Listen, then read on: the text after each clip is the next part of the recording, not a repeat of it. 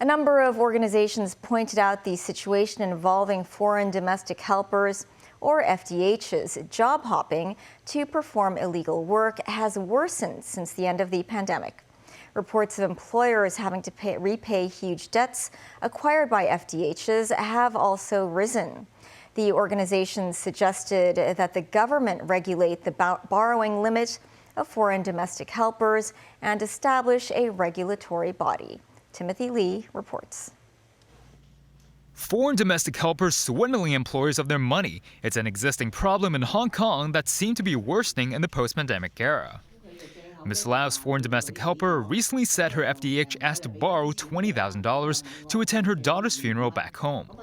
But Ms. Lau lost all contact with the FDH after her departure and received phone calls from finance companies saying that the latter has yet to pay her debt of $70,000. A representative of the Hong Kong Commercial Chamber said it is difficult even for more small to medium-sized enterprises to borrow this amount of money.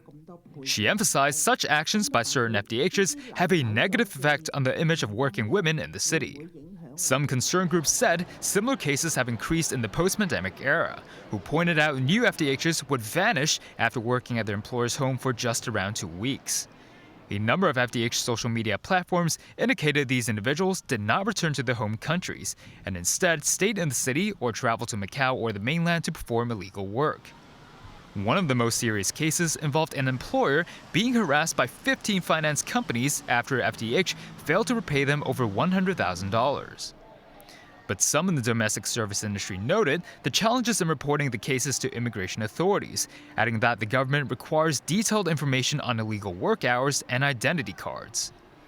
Some lawmakers suggested authorities to set up a relevant task force to regulate such FDH activities and their borrowing limit. Lawmaker Ngaman Yu said similar regulations are in place in countries like Singapore.